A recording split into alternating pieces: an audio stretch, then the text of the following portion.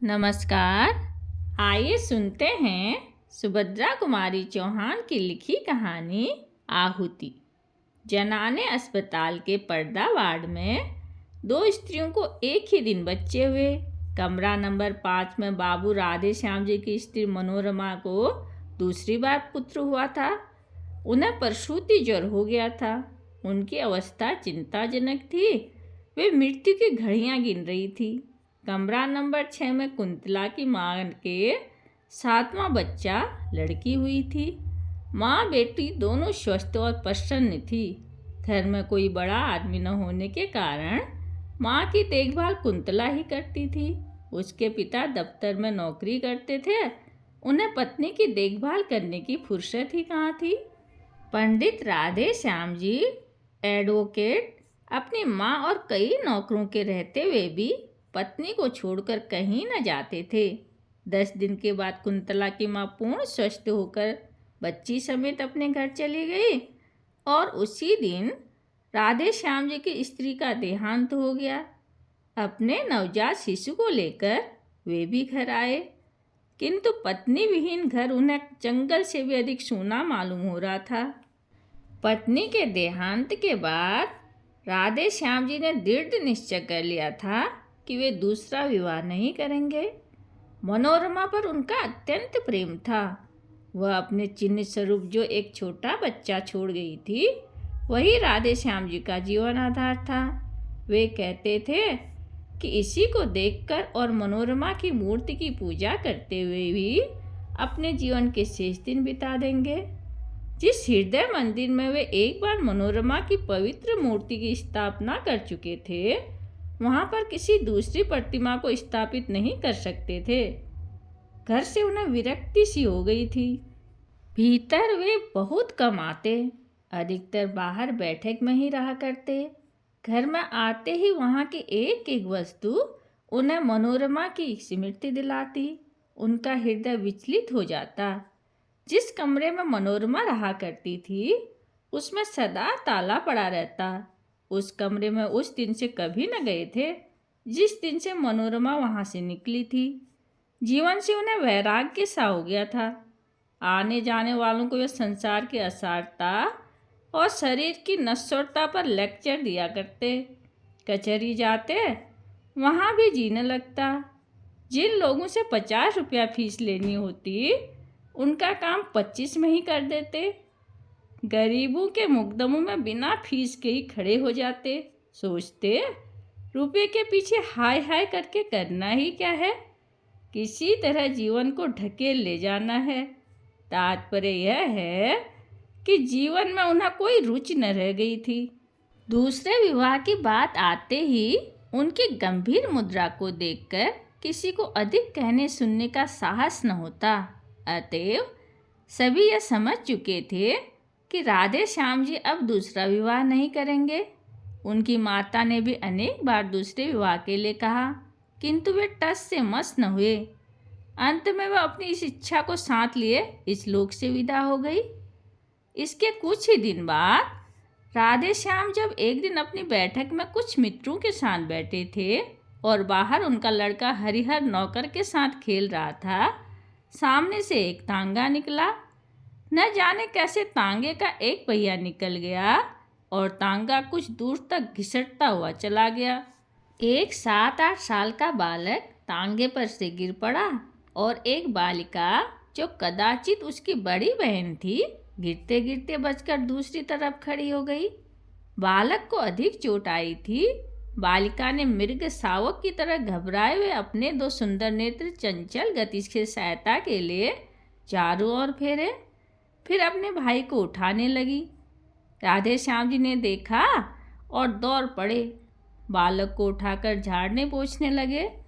राधे श्याम के एक मित्र जगमोहन, जो राधे श्याम के साथ ही दौड़कर बाहर आए थे, बालिका को संबोधन कर बोले, कहाँ जा रही थी कुंतला? मौसी के घर जनेऊ है, वहीं अम्मा के पास जा रही थी, कुंतला ने शर्माते हुए कहा। कुंतला को देखते ही राधे श्याम जी की सोई स्मृति जाग उठी। दूसरा तांगा बुलाकर तुरंत कुंतला को उसमें बैठाकर उसे रवाना करके राधे श्याम जगमोहन के साथ अपनी बैठक में आ गए।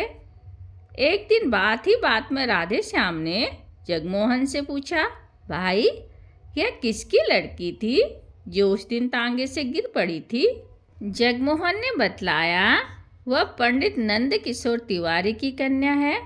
पढ़ी लिखी, गृह कार्य में कुशल और सुंदर होने पर भी धनाभाव के कारण अभी तक कुमारी है। बेचारे तिवारी जी 50 रुपये माहवार पर एक ऑफिस में नौकर है। बड़ा परिवार है। 50 रुपये में तो खाने पहनने को ही मुश्किल से पूरा पड़ता होगा। फिर लड़की के विवाह के लिए 2-3 हजार रुपये कहाँ से लावें? कान्य कुब्जू में तो बिना हरोनी के कोई बात ही नहीं करता। कष्ट में है बेचारे। लड़की सयानी है, पढ़ा लिखा कर किसी मूर्ख के गले में भी तो नहीं बातें बनता। एक बार तिवारी जी पर उपकार करने की सद्भावना से राधे श्याम जी का हृदय आतुर हो उठा, किंतु तुरंत ही मनोरमा की स्मृति ने उन्हें सचेत कर दिया। तिवारी जी पर उपकार करना मनोरमा को हृदय से भुला देना था। राधे श्याम को जैसे कोई भूली बात याद आ गई हो। वे अपने आप ही सिरलाते हुए बोल उठे, नहीं, यह कभी नहीं हो सकता। राधे श्याम के हृदय की हलचल को जगमोहन ने ताड़ लिया। वार करने का उन्होंने यही उपयुक्त अवसर समझा। संभव है निशाना ठीक पड़े। तुम क्या कहते हो राधे श्याम? है न लड़की बड़ी सुंदर, पर बेचारी को कोई योग्य वर नहीं मिलता। अगर तुम इससे विवाह कर लो तो कैसा रहे? राधे श्याम उदासीनता से बोले, भाई लड़की सुंदर तो जरूर है, पर मैंने तो विवाह न करने की प्रतिज्ञा कर ली है। जगमोहन उल्लास भरे शब्दों में बोले, अरे छोड़ो भी, ऐसी प्रतिज्ञा तो पत्नी के देहांत के बाद सभी कर लेते हैं। उनके माने यह थोड़ी है कि फिर कोई विवाह करता ही नहीं। अरे भाई, जन्म और मृत्यु जीवन में लगा ही रहता है। संसार में जो पैदा हुआ है वो मरेगा, जो मरा है फिर आएगा। रंज किसे नहीं होता, किंतु उस रंज के पीछे वैरागी थोड़े बन जाना पड़ता है। और फिर अभी तुम्हारी उम्र ही क्या है? यही ना 35-36 साल की बस। जीवन भर तपस्या करने की बात है। बिना स्त्री के घर जंगल से भी बुरा रहता है। ब्रजेश की माँ 4-6 दिनों के लिए मायके चली जाती है तो घर जैसे काट खाने दौड़ता है। राधे श्याम, यह कोई बात नहीं जगमोहन, घर से तो मुझे कुछ मतलब ही नहीं है। जिस दिन मनोरमा का देहांत हुआ, घर मेरे लिए घर ही नहीं रह गया। बात इतनी है कि बच्चे की देखभाल करने वाला अब कोई नहीं है। अम्मा थी तब तक तो कोई बात ही न थी, पर अब बच्चे की कुछ भी देखभाल नहीं होती। नौकरों पर बच्चे को छोड़ देना उचित नहीं, और मैं कितनी देखभाल कर सकता हूँ तुम ही सोचो। परिणाम यह हुआ कि बच्चा दिनों दिन कमज़ोर होता जा रहा है। राधे श्याम का विवाह कुंतला के साथ हो गया। उनकी उजड़ी हुई गृहस्थी में बाहर आ गई। मनोरमा के बंद कमरे का ताला खोलकर उनके चित्रों पर हल्की रंगीन जाली का पर्दा डाल दिया गया। उस घर में फिर से नूपुर की मधुर ध्वनि सुनाई पड़ने लगी। चतुर गृहिणी का साथ लगते ही घर फिर स्वर्ग हो गया। कुंतला की कार्यकुशलता और बुद्धि की कुशाग्रता पर राधे श्याम मुग्ध थे। कुंतला के प्रेम के प्रकाश से उनका हृदय आलोकित हो उठा। अब वहाँ पर मनोरमा की धुंधली स्मृति के लिए भी स्थान न था। वे पूर्ण सुखी थे। राधे श्याम ने दूसरा विवाह कर लिया था, संभवतः हरिहर की देखभाल के ही लिए, किंतु उस समय कुंतला को हरिहर से अधिक राधे श्याम की देखभाल करनी पड़ती थी। उनकी देखभाल से वह परेशान हो जाती, इतनी थक जाती कि उसे हरिहर की तरफ आंख उठाकर देखने का भी अवसर न मिलता। कुंतला के असाधारण रूप और यौवन ने तथा राधे श्याम जी की ढलती अवस्था ने उन्हें आवश्यकता से अधिक असावधान बना दिया था। बुरा भला कैसे भी काम हो, सबकी एक सीमा होती है। राधे श्याम के इस अनाचार से कुंतला को जो मानसिक वेदना होती सो तो थी ही, किंतु उसका प्रभाव उसके स्वास्थ्य पर भी पड़े बिना न रहा। कुंदन की तरह उसका चमकता हुआ रंग पीला पड़ गया, आंखें निस्तेज हो गई। 6 महीने की बीमार मालूम होती। वैसे ही वह स्वभाव से सुकुमार थी। अब चलने में उसके पैर कांपते, सदा हाथ पैर में दर्द बना रहता, जी सदा ही अलसाया रहता। खाट पर लेटी जाती तो उठने की हिम्मत न होती। कुंतला की इस अवस्था से राधे श्याम अनभिज्ञ तो हों सो बात न थी। उन्हें सब मालूम था।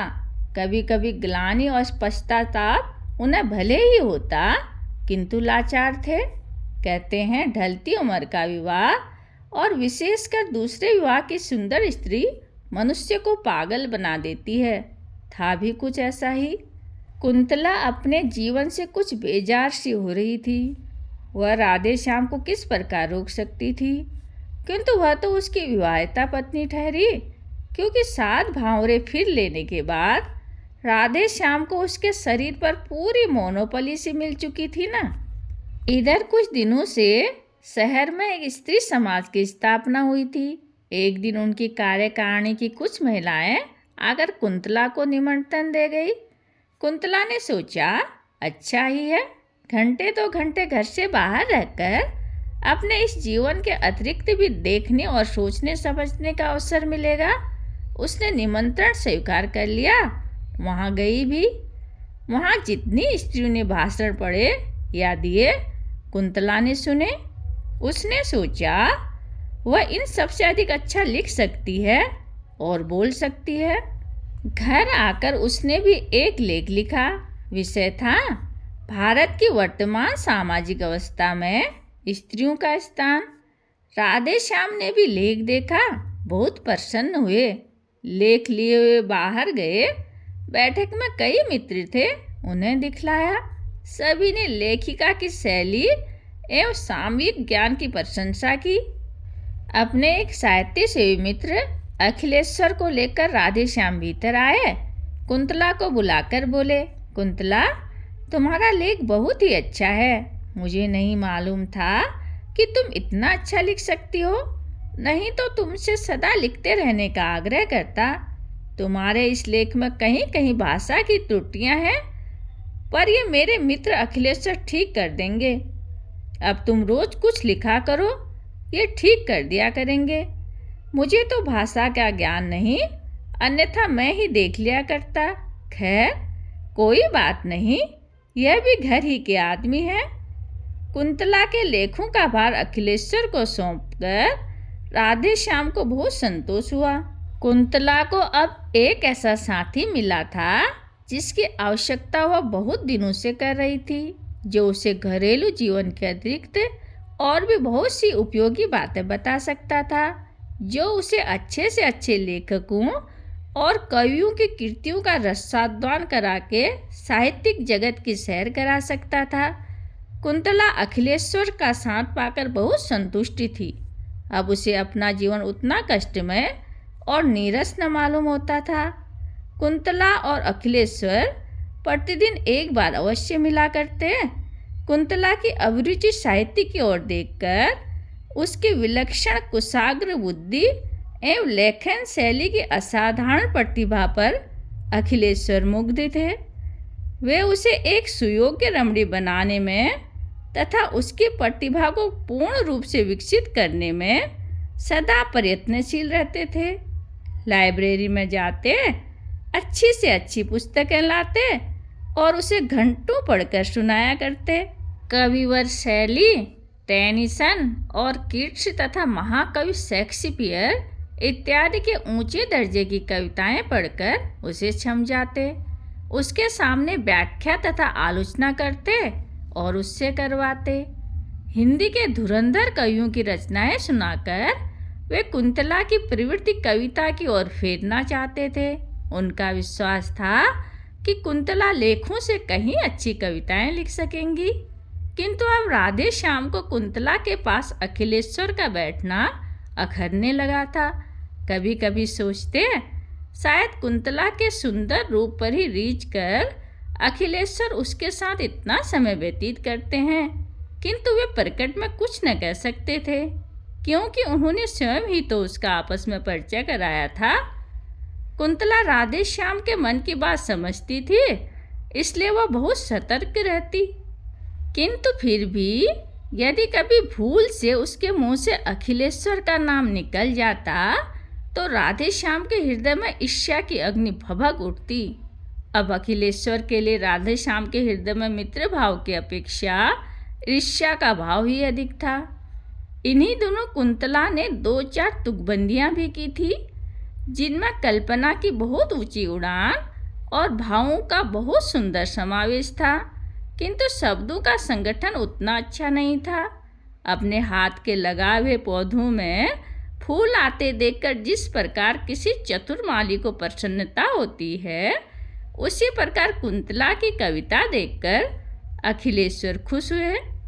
उन्होंने कविताएं कई बार पढ़ी और राधे श्याम को भी पढ़कर सुनाई। कुंतला की बुद्धि की बड़ी प्रशंसा की, किंतु राधे श्याम खुश न हुए। उन्हें ऐसा मालूम हुआ कि जैसे कुंतला ने अखिलेश्वर के विरह में ही विकल होकर ये कविताएं लिखी हैं। अखिलेश्वर निष्कपट और निस्वार्थ भाव से कुंतला का शिक्षण कर रहे थे। उन्हें कुंतला से कोई विशेष प्रयोजन न था। कुंतला के इस शिक्षण से उन्हें इतना ही आत्मसंतोष था कि वे साहित्य की एक सेविका तैयार कर रहे हैं, जिसके द्वारा कभी न कभी साहित्य की कुछ सेवा अवश्य होगी। राधे श्याम के हृदय में इस प्रकार उनके प्रति ईर्ष्या के भाव प्रज्वलित हो चुके हैं, इसका उन्हें ध्यान भी न था। अखिलेश्वर कई दिनों तक लगातार बीमार रहने के कारण घर से बाहर न निकल सके।